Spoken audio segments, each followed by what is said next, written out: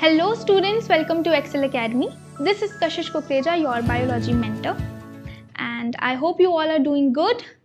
Also very excited for this new journey.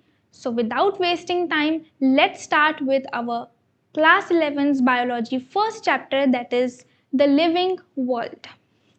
Now in this chapter, as you can see, there are two names. दो नाम है यहाँ पर या दो words हैं हमारे पास.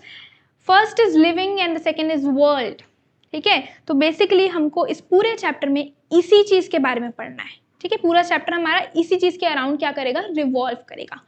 इसका मतलब क्या है, हमारे पूरे वर्ल्ड में यानी कि हमारी पूरे दुनिया में कितनी ऐसी चीजें हैं, कितने ऐसे प्राणी हैं जो लिविंग हैं.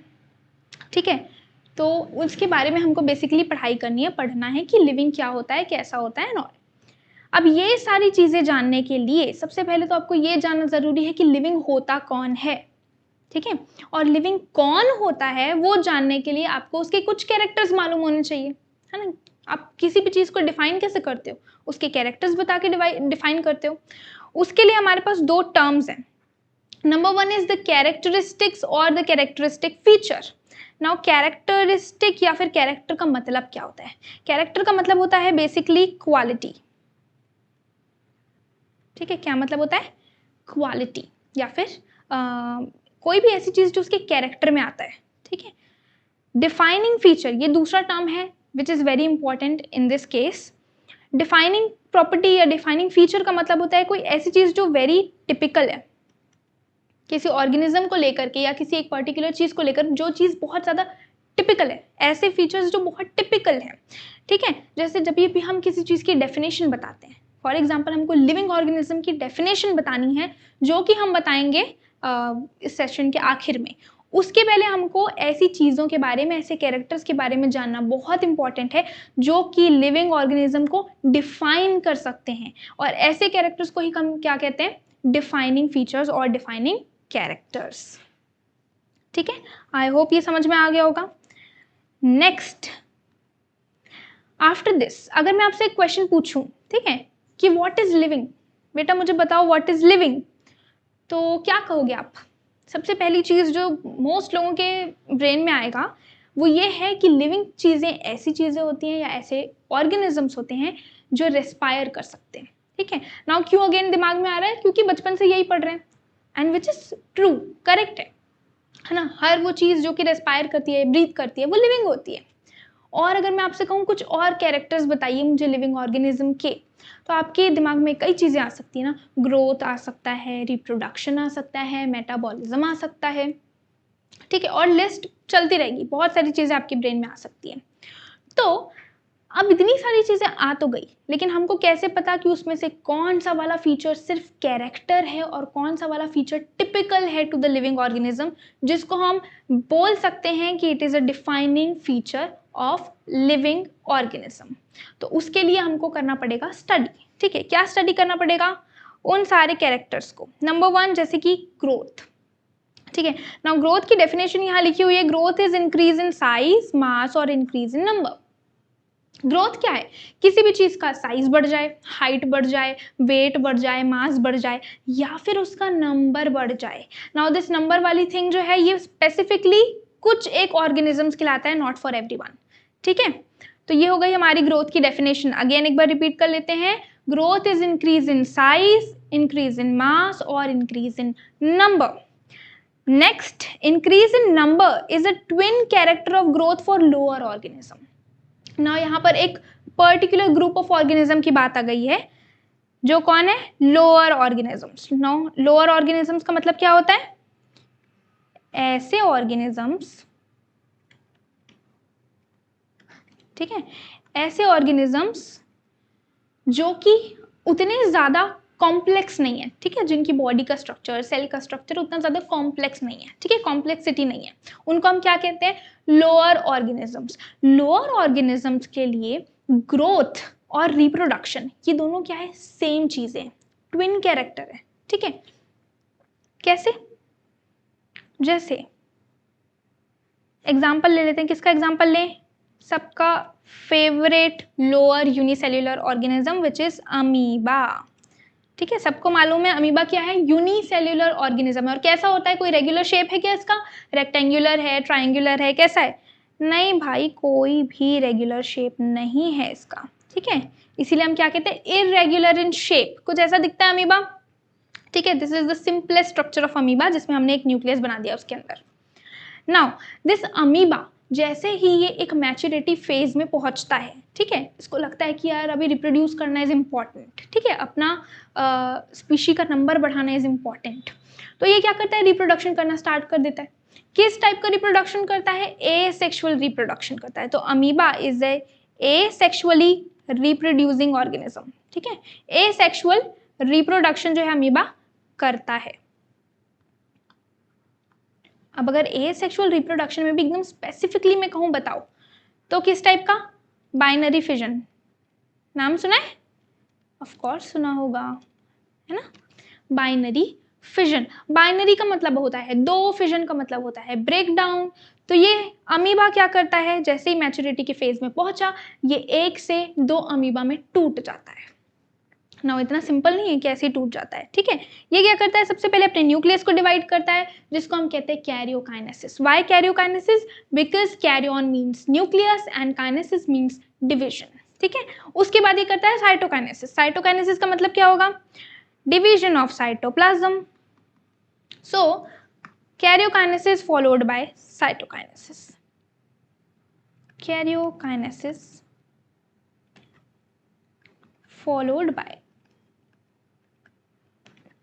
followed by what, साइटोकाइनेसिस, ठीक है, समझ में आ रहा है, ओके। आफ्टर दिस ये अमीबा दो अमीबा में डिवाइड हो जाएगा। कैसे होंगे, छोटे छोटे होंगे, बेबी अमीबा, ठीक है। और बेबी अमीबा को हम कहते हैं डॉटर अमीबा और डॉटर सेल्स। सो डॉटर अमीबा, ठीक है। एक बड़ा अमीबा था, छोटे अमीबा में टूट गया। कितने छोटे अमीबा में, दो छोटे अमीबा में। अब देखो amoeba is a unicellular organism, यानी कि ये एक ऑर्गेनिज्म भी है और ये एक सेल भी है। एक सेल अगर एक से दो में डिवाइड होती है तो हम उसको कहते हैं सेल डिवीजन। इसका मतलब ये पूरा प्रोसेस जो अभी हमने देखा, ये क्या है, सेल डिवीजन है, ठीक है। अमीबा क्या है, ये cell division. But as a result of this cell division हमको एक अमीबा से दो न्यू अमीबा मिल रहे हैं या दो डॉटर अमीबा मिल रहे हैं। इसका क्या मतलब है, this cell division is also reproduction. ये जो सेल डिवीजन अमीबा कर रहा है ये एक तरीके से रिप्रोडक्शन भी है, because the number of amoeba is increasing. यही बात ये लाइन कहना चाह रही है, क्या, इंक्रीज इन नंबर, किसी भी चीज के नंबर पे बढ़ना, ठीक है। ये ट्विन कैरेक्टर है ग्रोथ का, फॉर हुम, for lower organisms like amoeba, ठीक है। आई होप ये चीज क्लियर हो गई होगी। Next point is for higher organisms growth and reproduction is mutually exclusive events. हमारे लिए ऑर्गेनिजम्स के लिए, हायर ऑर्गेनिजम्स के लिए स्पेशली, ग्रोथ और रिप्रोडक्शन क्या है, म्यूचुअली एक्सक्लूसिव प्रोसेस है। एक्सक्लूसिव यानी अलग प्रोसेस है। हमारे लिए ग्रोथ का मतलब रिप्रोडक्शन, रिप्रोडक्शन का मतलब ग्रोथ नहीं होता। हमारे लिए ग्रोथ क्या होता है, हमारी हाइट इंक्रीज हो जाए, हमारी बॉडी का मास या वेट इंक्रीज हो जाए, ठीक है, या फिर हमारा साइज इंक्रीज हो जाए। हमारे लिए क्या होता है वो ग्रोथ। रिप्रोडक्शन का मतलब क्या है भाई, जब हम बच्चे पैदा कर रहे हैं, that is reproduction for us. तो दो अलग अलग कैरेक्टर हैं, ठीक है, फॉर हुम, फॉर हायर ऑर्गेनिजम्स। नाउ अब हमने ये तो बोल दिया कि ग्रोथ हायर ऑर्गेनिज्म में ऐसा होता है, लोअर में ऐसा होता है। I have a question, do all living organisms, क्या सारे के सारे लिविंग ऑर्गेनिजम्स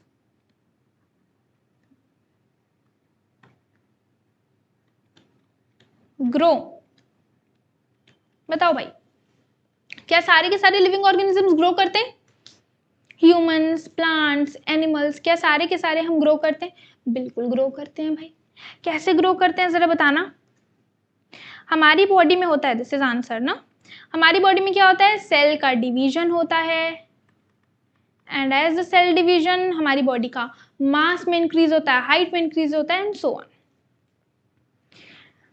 ठीक है, तो भाई ये तो आंसर हो गया। Yes, all living organisms grow, they do grow. Next question, is there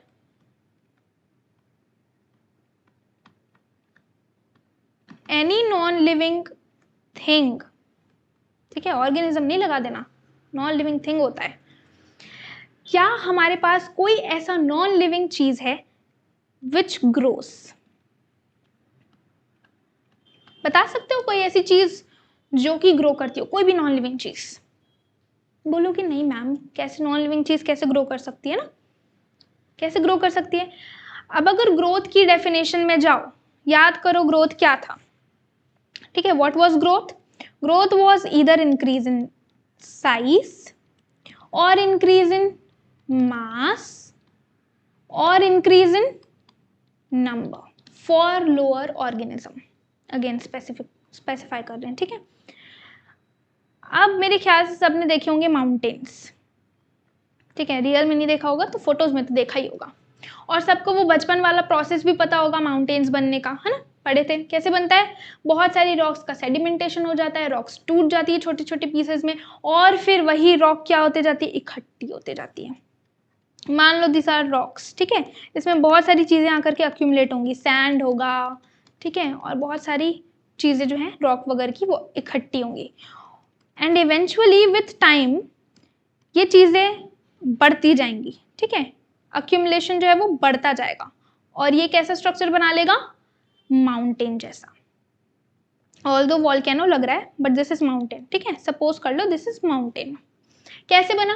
बहुत सारी चीज़ें इकट्ठा होते जा रही थी, रॉक्स एंड सैंड वगैरह सब कुछ, और धीरे धीरे धीरे धीरे ये बन गया बड़ा सा माउंटेन। क्या ये increase in size and increase mass है? ऑफ कोर्स, साइज जो है वो इंक्रीज हो रहा है, मास इज ऑल्सो इंक्रीजिंग। भाई साइज बढ़ रहा है तो वजन भी बढ़ रहा है, और ज़्यादा पत्थर इकट्ठे होते जा रहे हैं, अक्यूमुलेट होते जा रहे हैं।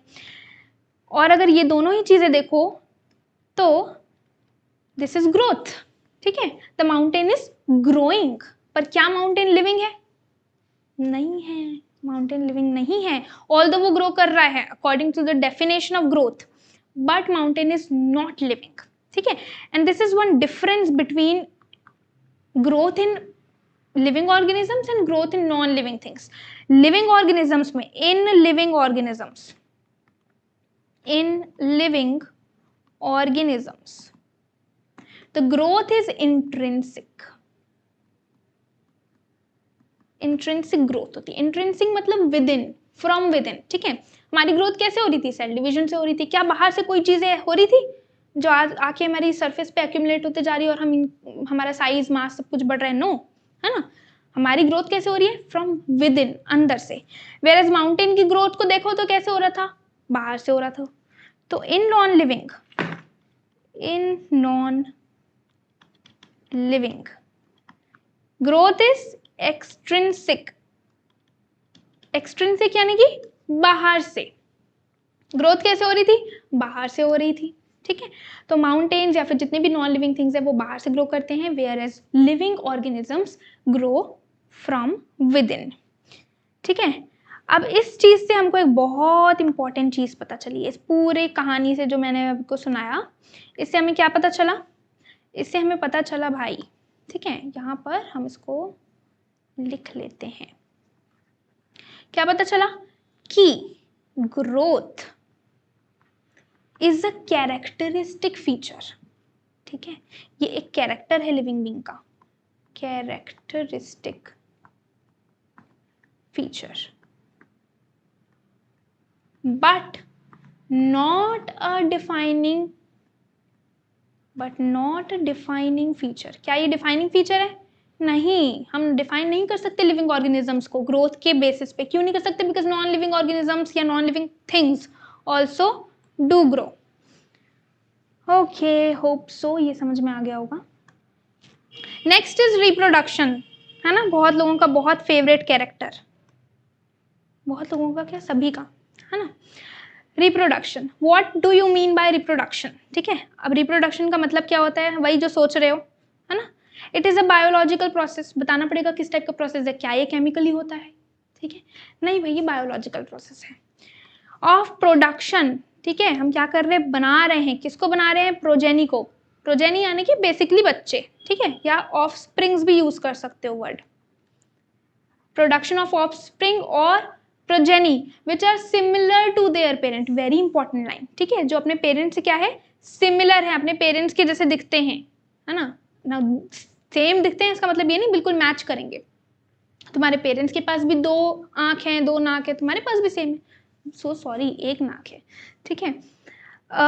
और आप डिफरेंट ऑर्गेनिज्म से भी कंपेयर कर सकते हो।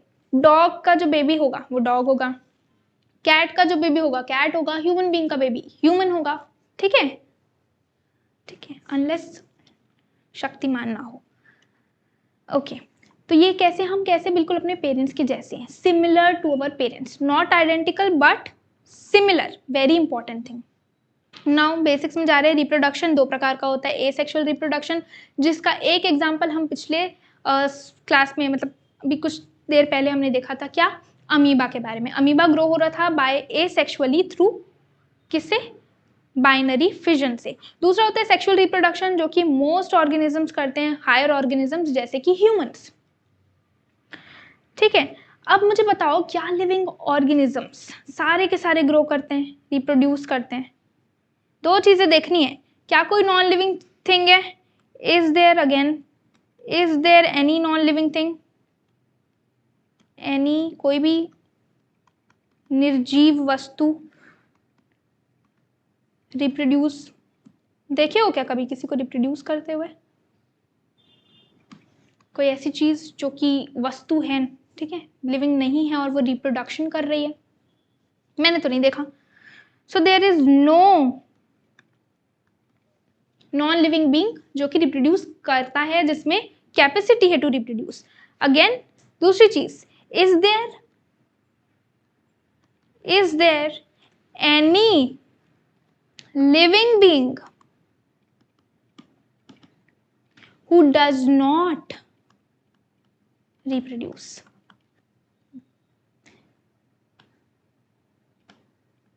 क्या आप किसी ऐसे जीव को जानते हैं जो कि रिप्रोड्यूस नहीं करता लेकिन वो जीवित है, ठीक है?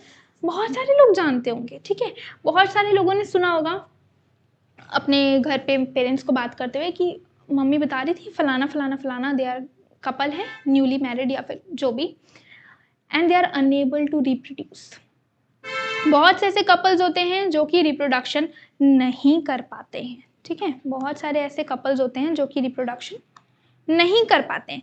फॉर एग्जाम्पल म्यूल्स, ठीक है। अब पूछोगे म्यूल्स क्या होता है? म्यूल्स बेटा क्या होता है? म्यूल्स होता है एक हाइब्रिड टाइप का एनिमल, ठीक है। हाइब्रिड टाइप का एनिमल मतलब कि ये बनता है from mail donkey and female horse, ठीक है।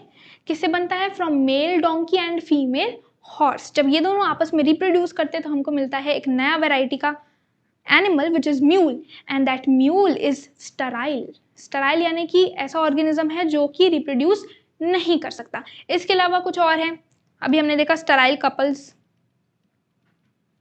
ठीक है, ह्यूमन बींग्स भी है स्टराइल कपल्स, या फिर वर्कर हनी बीज, ठीक है, सम वर्कर हनी बीज,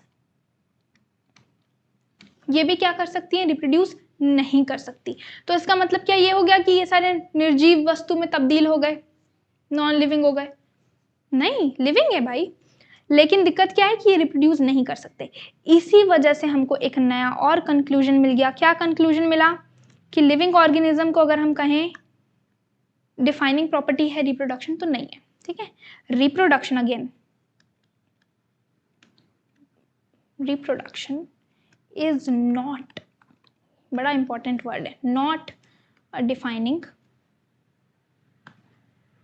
नॉट अ डिफाइनिंग, ठीक है,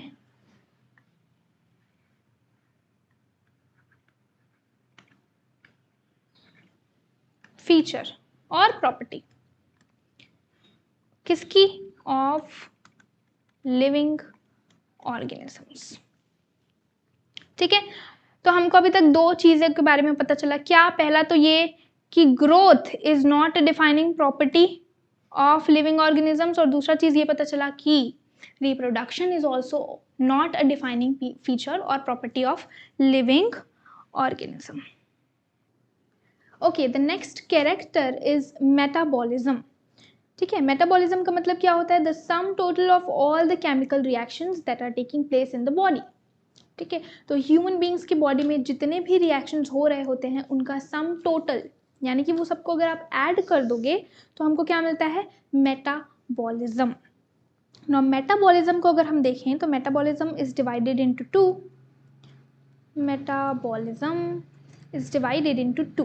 ठीक है, किसमें किसमें? एक होता है एनाबॉलिज्म और दूसरा होता है कैटाबॉलिज्म. ठीक है, नाउ एनाबॉलिज्म का मतलब क्या होता है? एनाबॉलिज्म का मतलब होता है production of complex molecules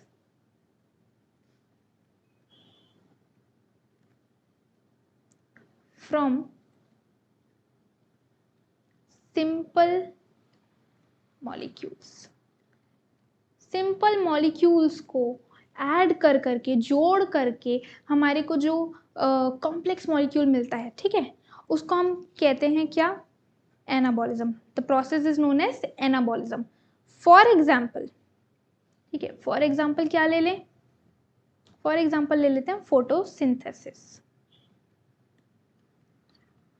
We all know photosynthesis is the process of making their own food. किसका? प्लांट्स का. Plant use photosynthesis for making their own food. photosynthesis में क्या होता है? क्या होता है? हमने प्लांट उगा दिया, उसमें डाला पानी, ठीक है, प्लस हम all the time carbon dioxide को रिलीज कर रहे होते हैं जिसको वो प्लांट एब्जॉर्ब कर लेता है, विच इज कार्बन डाइऑक्साइड, और उसको यूज करता है. ठीक है, यूज करता है क्या बनाने के लिए? अपनी खुद की कुछ चीजें, अपने खुद का फूड मटेरियल बनाने के लिए, विच इज ग्लूकोज. ठीक है, कैसे करता है? In the presence of what?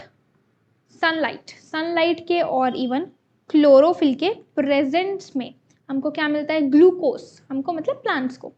Plus एक गैस होती है जिसको हम कहते हैं oxygen, which is the by product of this process, जिसको प्लांट रिलीज कर देते हैं. ठीक है, प्लांट क्या कर देते हैं? उसको रिलीज कर देते हैं. This process of photosynthesis is actually anabolism. ठीक है, कैसे?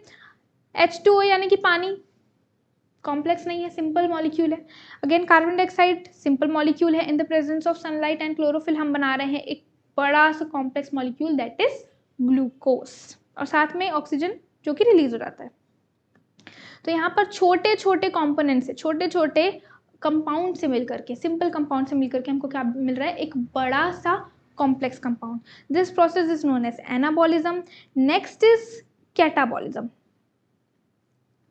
Catabolism just opposite of anabolism. क्या?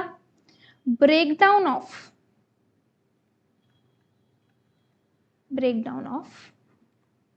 Complex molecules into simpler substance. Complex molecule को छोटे छोटे से सब्सटेंस में तोड़ देना. This process is known as catabolism, just opposite of anabolism. और कैटाबॉलिज्म और एनाबॉलिज्म को मिला करके मिलता है हमको व्हाट? मेटाबॉलिज्म. और मेटाबॉलिज्म जो है वो सारे के सारे लिविंग ऑर्गेनिज्म में होता है, लेकिन किसी भी नॉन लिविंग ऑर्गेनिज्म में ये प्रॉपर्टी हमको नहीं मिलती. ठीक है, इसका भी एग्जांपल देख लेते हैं. इसका एग्जांपल क्या होगा? रेस्पिरेशन. सब सारे के सारे लिविंग ऑर्गेनिजम्स करते हैं. नाउ रेस्पिरेशन में क्या होता है? हम ऑक्सीजन लेते हैं, कार्बन डाइऑक्साइड छोड़ते हैं, दैट्स इट? नहीं. क्या होता है रेस्पिरेशन के दौरान? हम लेते हैं व्हाट? ऑक्सीजन. ये ऑक्सीजन ब्रेक करती है. किसको ब्रेक करेगी? एनर्जी को, which is in the form of glucose. So glucose plus oxygen जो कि हम इनहेल कर रहे हैं, ये इस ग्लूकोज को तोड़ देगा इनटू कार्बन डाइऑक्साइड जो कि बाहर रिलीज हो जाता है, प्लस वाटर. जो कि बॉडी में यूज हो जाता है, प्लस एनर्जी जिसको हम यूज करते हैं for various life process, this is catabolism. अगर इन दोनों को मिला दोगे तो बनेगा क्या, metabolism. This metabolism again very important thing, ठीक है। मेटाबॉलिज्म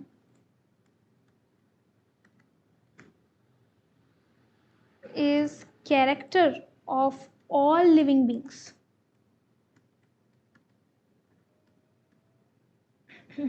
सारे के सारे जो लिविंग ऑर्गेनिजम्स या फिर लिविंग बींग्स होते हैं उनमें हमको मेटाबॉलिज्म देखने को मिलता है, whereas no non living thing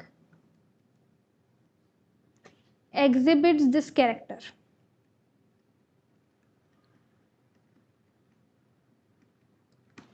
ये कैरेक्टर और कोई भी नॉन लिविंग थिंग क्या कर सकती है, एग्जिबिट नहीं कर सकती है, ठीक है। Now there are some reactions, ठीक है, there are some metabolic reactions.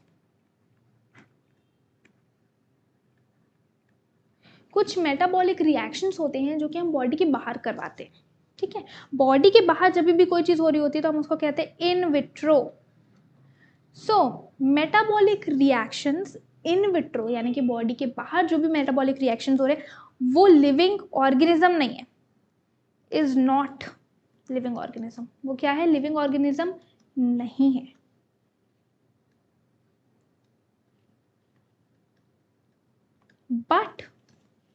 but it is surely what, living reactions, it is living reactions। तो कुछ ऐसे मेटाबॉलिक रिएक्शंस होते हैं जो कि हम बॉडी के बाहर परफॉर्म कराते हैं यानी कि इन विट्रो होते हैं, those are not living organisms और living beings but surely living reactions. और इस चीज से हमको एक अगेन बहुत इंपॉर्टेंट कंक्लूजन मिलता है, क्या, दैट मेटाबॉलिज्म, क्योंकि इसके पहले हमने क्या कहा था, मेटाबॉलिज्म ये जो कैरेक्टर है ये सारे के सारे लिविंग ऑर्गेनिजम्स में होता है लेकिन किसी भी नॉन लिविंग ऑर्गेनिज्म में आपको ये नहीं मिलेगा, ठीक। और किसी भी नॉन लिविंग ऑर्गेनिज्म में नहीं मिलेगा इसका मतलब क्या है, सारे लिविंग ऑर्गेनिजम्स में मिलेगा, नॉन लिविंग में नहीं मिलेगा, यानी मेटाबॉलिज्म। यहीं से पता चलेगा metabolism is a defining feature, is a defining feature किसका, of living organisms, ठीक है, organisms। अब मेटाबॉलिज्म डिफाइनिंग फीचर तो हो गया बट मेटाबॉलिज्म होता किसकी वजह से, सेल्स की वजह से। अगर आपकी बॉडी में सेल होगा, सेल का पर्टिकुलर ऑर्गेनाइजेशन होगा तो मेटाबॉलिज्म होगा, मेटाबॉलिज्म होगा तो हमारी बॉडी चलेगी, ठीक है। सारे रिएक्शंस उसी की वजह से होते हैं। इसी वजह से सेल्यूलर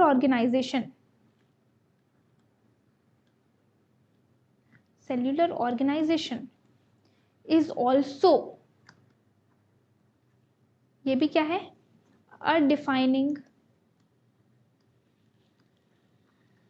प्रॉपर्टी और कैरेक्टर और फीचर किसका, ऑफ लिविंग बींग्स।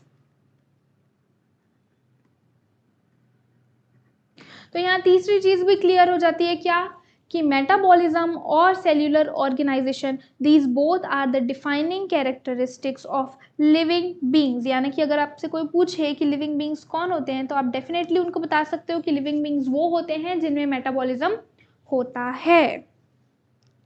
नेक्स्ट एक और बड़ा अच्छा सा हमारे पास क्या है, कैरेक्टर है जिसको हम कहते हैं कॉन्शियसनेस। अब ये वर्ड थोड़ा खतरनाक लग सकता है बट खतरनाक नहीं है। कॉन्शियसनेस का मतलब होता है द एबिलिटी, ठीक है, the ability to sense environment and respond to the external stimuli.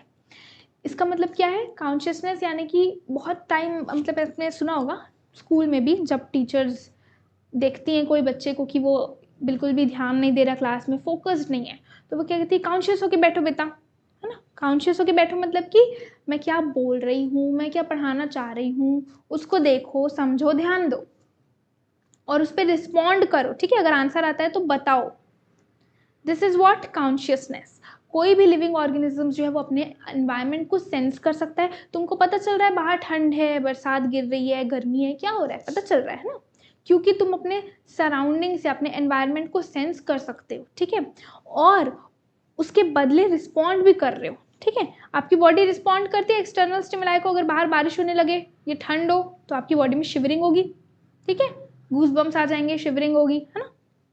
Whereas अगर गर्मी है बाहर, ठीक है, तो आपकी बॉडी क्या करेगी, स्वेट करने लगेगी। यानी कि एक्सटर्नल स्टिमुलाई के प्रति आप क्या कर रहे हो, रिस्पॉन्स दिखा रहे हो। सारे के सारे लिविंग ऑर्गेनिजम्स जो हैं वो अपने एक्सटर्नल एनवायरनमेंट की तरफ रिस्पॉन्ड दिखाते हैं और उसको सेंस करते हैं। फॉर एग्जाम्पल प्लांट्स, प्लांट्स क्या क्या सेंस करते हैं, plants can sense light which is external stimuli, they can sense the climate, ना, क्लाइमेटिक कंडीशंस को भी वो लोग सेंस कर पाते हैं।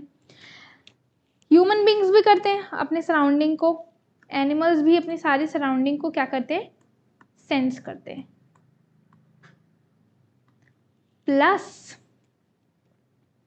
ऑल लिविंग ऑर्गेनिजम्स, सारे के सारे जो लिविंग ऑर्गेनिजम्स हैं ये क्या सेंस करते हैं, सराउंडिंग को, साथ में केमिकल्स को। जो भी उनकी बॉडी में केमिकल जा रहा है, whatever chemical is being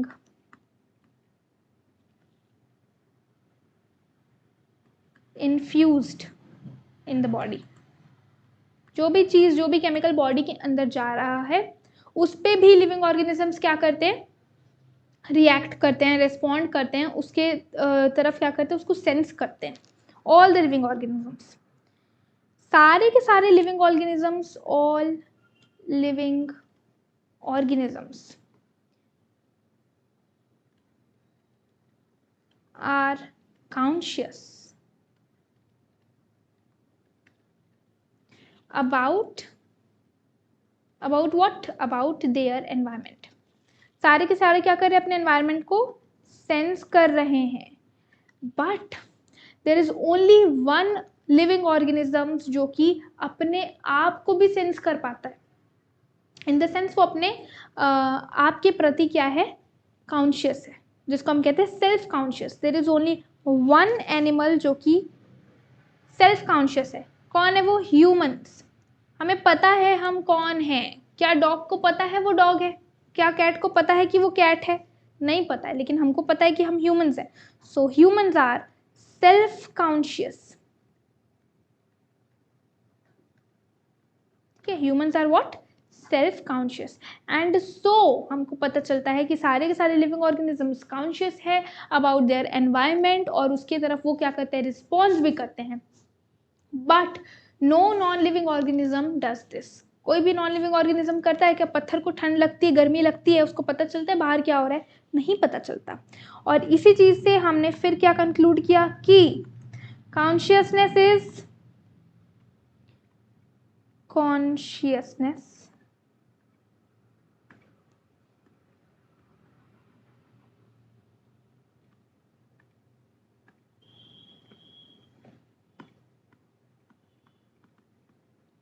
consciousness यानी कि सेल्फ अवेयरनेस या फिर बाहर की बारे में अवेयर होना, is a defining feature of किसका, अगेन जिसके बारे में हम इतनी देर से पढ़ रहे हैं, लिविंग ऑर्गेनिज्म। ठीक है, तो हमें क्या कंक्लूजन मिलता है, हमने अभी तक क्या क्या देखा, 4 टाइप के कैरेक्टर्स देखे। ठीक है, कौन से थे वो 4 टाइप के कैरेक्टर्स। पहला था growth, which is not a defining feature. क्यों डिफाइनिंग फीचर नहीं है growth, because some non living things जैसे कि mountain also grow according to the definition of growth, इस वजह से वो डिफाइनिंग फीचर नहीं है। सेकेंड थिंग, हमने कौन सा कैरेक्टर देखा था, नेक्स्ट कैरेक्टर वॉज रिप्रोडक्शन। ये भी क्या है, हमारा डिफाइनिंग प्रॉपर्टी या फिर डिफाइनिंग फीचर नहीं है फॉर लिविंग ऑर्गेनिजम्स। क्यों नहीं है, बिकॉज हम जानते हैं there are some sterile couples there are some honey bees, ठीक है, वर्कर हनी बीज, और एक बड़ा ही हाइब्रिड वाला अलग सा प्राणी है विच इज म्यूल्स। ये सारे कैसे होते हैं? स्टराइल होते हैं, यानी कि ये रिप्रोड्यूस नहीं कर सकते, स्टिल दे आर लिविंग, है ना, फिर भी वो क्या है? लिविंग है। इसीलिए reproduction is also not a characteristic feature of living organism. तीसरी चीज हमने, तीसरा कैरेक्टर देखा था metabolism, which is the sum total reactions of the body, जिसमें दो चीजें आती है, एनाबॉलिज्म एंड कैटाबॉलिज्म। हमने देख लिया एनाबॉलिज्म क्या होता है, कैटाबॉलिज्म क्या होता है, और हमको ये भी पता है कि दिस मेटाबॉलिज्म ये सारे के सारे लिविंग ऑर्गेनिजम्स में होता है, लेकिन नॉन लिविंग ऑर्गेनिजम्स में ये क्या होता है? नहीं होता है। एंड दस वी कंक्लूडेड, क्या कंक्लूड किया हमने? कि metabolism and cellular organisation is also a defining property of living organism. Next चीज हमने लास्ट क्या देखा था? Last was about consciousness. Consciousness यानी कि ability to sense the environment and to respond to the external stimuli. हमारे surrounding में क्या हो रहा है, आसपास क्या हो रहा है, उसके लिए हम क्या है? अवेयर है, हमको पता चल रहा है क्या हो रहा है। ऑल्सो जो कुछ हमारे सराउंडिंग में हो रहा है उसके प्रति हम क्या कर रहे हैं? रिस्पॉन्स कर रहे हैं। दैट इज कॉन्शियसनेस, जो सिर्फ और सिर्फ लिविंग ऑर्गेनिजम्स में होता है। No non living organism exhibit this quality. इससे हमको क्या पता चला कि consciousness is also a defining feature of living organism. Now here comes a very interesting question which is the person in coma living? है ना, काफी सारे इंडियन सीरियल्स में देखा होगा, कुछ हो जाता है, पर्सन कोमा में चला जाता है ना, और पूरी फैमिली, पूरी की पूरी फैमिली जो है वो पता नहीं कैसे आईसीयू रूम में होती है, ठीक है, कौन अलाउ करता है नहीं पता, वहाँ जाकर सारे के सारे बैठे हैं और अलग अलग सब बात करने की कोशिश करे। एक माँ है, वो बिल्कुल झंझोड़ के रख देगी अपने बच्चे को, उठ बेटा उठ, ठीक है, ऐसे सीन्स होते हैं। तो क्या लगता है, वो जो पर्सन कोमा में पड़ा हुआ है, ठीक है, रियलिटी में, ठीक है, क्या है वो? लिविंग है या फिर वो लिविंग नहीं है, या फिर वो कौन है? क्या लगता है? बहुत सारे लोगों को लगेगा कि वो मरा हुआ इंसान है, ठीक है। क्यों मरा हुआ इंसान लगेगा? क्योंकि उसकी माँ झंझोड़ रही है, उसकी वाइफ होगी, उसके बच्चे होंगे, सब बात करने की कोशिश कर रहे हैं, बट वो पर्सन क्या कर रहा है? रिस्पॉन्ड नहीं कर रहा है किसी को भी, ठीक है। और हमको पता है कॉन्शियसनेस यानी कि किसी भी एक्सटर्नल स्टिमुलाई की तरफ रिस्पॉन्स करना is a feature of living organism, लेकिन वो पर्सन रिस्पॉन्स तो कर नहीं रहा, इसीलिए हम क्या समझेंगे कि वो पर्सन कैसा है? डेड है, या फिर वो लिविंग नहीं है। नाउ क्या ये चीज सही है?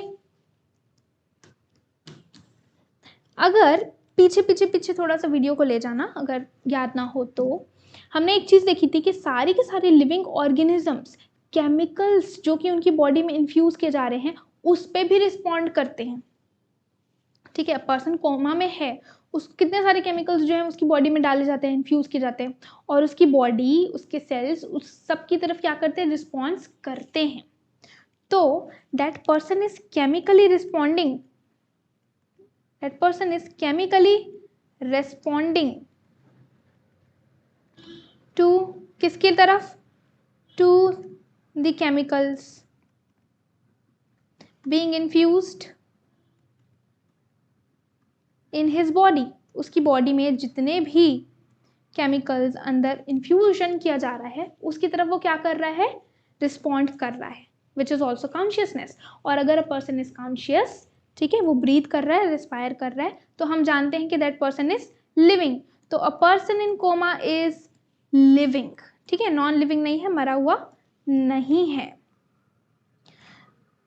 Okay, these were the characteristics जो हमको बताते हैं कि एक पर्सन लिविंग है या फिर वो लिविंग नहीं है।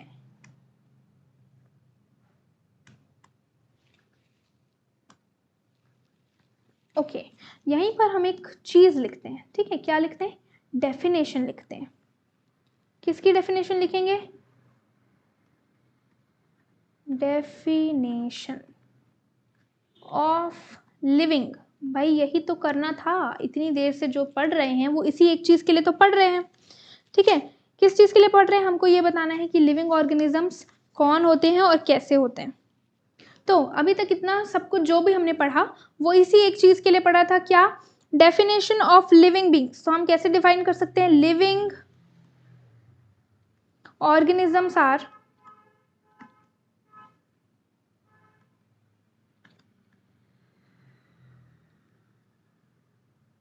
सेल्फ इवॉल्विंग,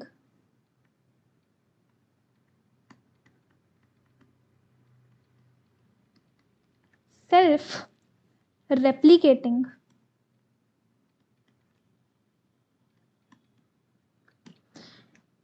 ठीक है, and self regulating, self regulating system capable of responding to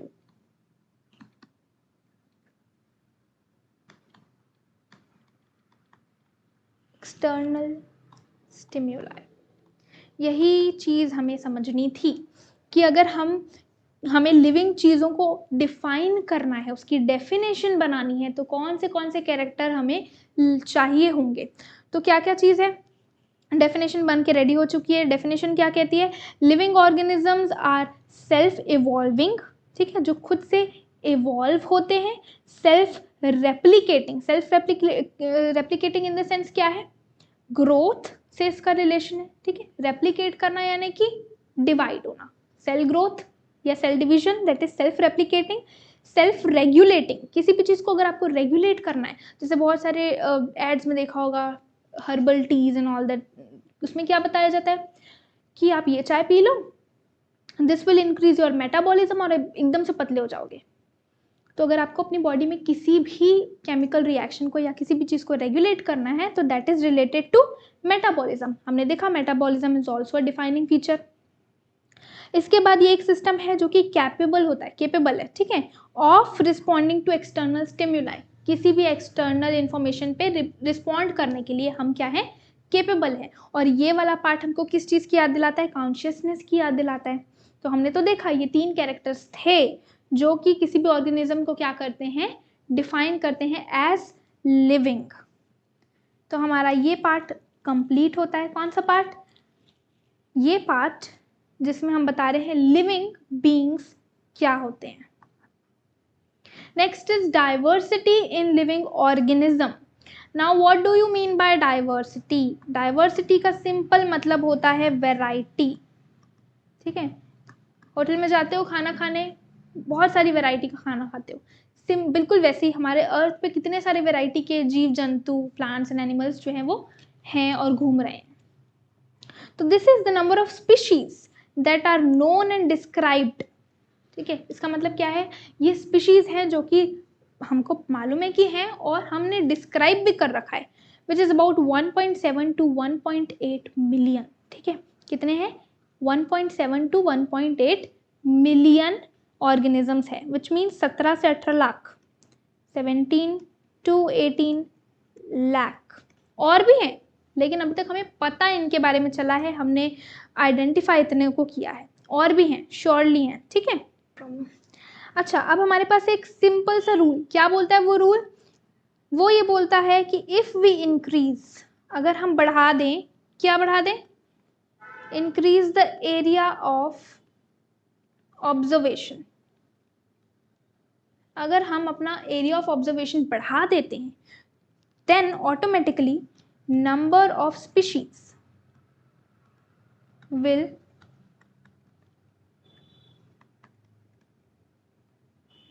increase. इसका मतलब क्या है, इसका मतलब ये है, मान लो मैंने आपको कहा कि आपको एक पर्टिकुलर जगह मैंने दे दी है, वहां पर जाके आप स्टडी करो और लिस्ट बनाओ आपको कितने वैरायटी के प्लांट्स और एनिमल्स वहां दिखते हैं। सबसे पहले मैंने आपको दिया एक एरिया विच इज गार्डन, ठीक है, मान लो दिस इज योर गार्डन। इस गार्डन में आपको बहुत सारे पेड़ पौधे मिलेंगे, है ना, बर्ड्स मिलेंगी, बहुत सारे जानवर मिलेंगे एंड ऑल दैट। आपने उसकी क्या कर ली, एक लिस्ट तैयार कर ली कि भाई मुझे इस गार्डन में एक डॉग दिखा, एक कैट दिखी, इतने इतने प्रकार के इंसेक्ट्स दिखे, इतने वैरायटी के इंसेक्ट्स दिखे, इतने वैरायटी के प्लांट्स दिखे, इतने वैरायटीज़ के हमको बर्ड्स मिले, ठीक है, आपने सबकी लिस्ट बना ली। मान लो यहाँ पर वैरायटी ऑफ ऑर्गेनिजम्स जो आपको मिले वो है 50। अब मैंने क्या किया, एरिया ऑफ ऑब्जर्वेशन बढ़ा दिया, मैंने आपको गार्डन से उठा करके भेज दिया कहाँ पर, एक जू में, कि भैया जू जाओ और जू में जाकर के आप एनिमल्स, प्लांट्स, इंसेक्ट्स और जो भी ऑर्गेनिज्म, लिविंग ऑर्गेनिज्म मिलते हैं उनकी लिस्ट बना कर लाओ। तो ऑब्वियसली बात है, जू में आपने एरिया बड़ा कर दिया है, ठीक है, बड़े से एरिया में गए हो, वहाँ पर आपको वैरायटी ऑफ ऑर्गेनिज्म क्या मिलेंगे, ज़्यादा मिलेंगे। ऑल्सो इसीलिए भी ज़्यादा मिलेंगे क्योंकि वो जगह ही उसके लिए ना, दुनिया जहान के सब ऑर्गेनिजम्स ला करके वहाँ पर हमने रख दिए हैं। तो यहाँ पर हमको जो वैरायटी ऑफ ऑर्गेनिज्म मिलेंगे वो ज़्यादा होंगे as compared to the variety of organisms we found in garden. अब मैंने फिर क्या किया, आपको जू से उठाया और भेज दिया अमेज़न के जंगल में, ठीक है, सिर्फ उसको इमेजिन करना है ना, सच में मत पहुंच जाना। तो हमने आपको उठा के भेज दिया कहाँ, अमेज़न के जंगल में, और हमने कहा कि आप लिस्ट बनाओ। लिस्ट बनाते बनाते ही 2-3 महीने हो गए, है ना, बहुत सारे ऑर्गेनिजम्स के, इंसेक्ट्स के, सबकी आपने क्या बना दिया, लिस्ट बना दिया। Now surely the number of organisms जो आपको मिले इन कहाँ पर, इन द अमेज़न जंगल, वो ज़्यादा होंगे as compared to the zoo and the garden, ठीक है। इसका सीधा मतलब क्या है, अगर मैं एरिया आपके ऑब्जर्वेशन का बढ़ाती जाऊँ, जगह बढ़ाती जा रही हूँ, तो नंबर ऑफ ऑर्गेनिजम्स बहुत ज़्यादा मिलते जाएंगे, ठीक है, मिलेंगे, ऑब्वियसली मिलेंगे। तो ये रूल हमें बताता है कि अगर ज़्यादा प्रकार के ऑर्गेनिजम्स को स्टडी करना है तो जगह या एरिया क्या कर दो, बड़ा कर दो। Next term is nomenclature. Nomenclature का मतलब क्या होता है, बेसिकली मतलब होता है नामकरण, ठीक है। नामकरण मालूम है क्या होता है, नामकरण का मतलब होता है किसी भी चीज़ का नाम रखना या किसी भी इंसान का, ऑर्गेनिज्म का नाम रखना। तो अब हम नाम रखने चले हैं, किसका नाम रखने चले हैं, जितने भी लिविंग ऑर्गेनिजम्स हमको मिले हैं उनका नाम रखने चले हैं। तो डेफिनेशन देख लेते हैं।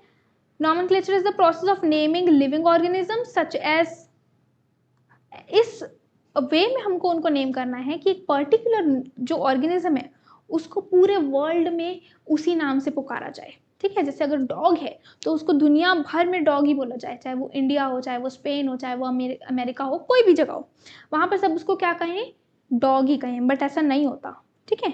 इसकी वजह से हम क्या करते हैं, उनका एक साइंटिफिक नाम रख देते हैं जिसके बारे में पढ़ने वाले हैं। Next is identification. आइडेंटिफिकेशन का मतलब होता है describing the organisms correctly with its name and it's identification. मतलब कि किसी भी ऑर्गेनिज्म को आपने उसके नाम से पहचान लिया और उसको आइडेंटिफाई कर लो, ठीक है। कुत्ते को, डॉग को आपने आइडेंटिफाई किया एज डॉग, ठीक है। ऐसा नहीं कि डॉग को आप आइडेंटिफाई कर रहे हो एज कैट या कोई दूसरा ऑर्गेनिजम्स। तो जो ऑर्गेनिज्म, पर्टिकुलर प्राणी आपके सामने है, आप उसको उसी के नाम से आइडेंटिफाई करते हो। This is identification. The next term is ICZN and ICBN. Now what is ICZN and ICBN?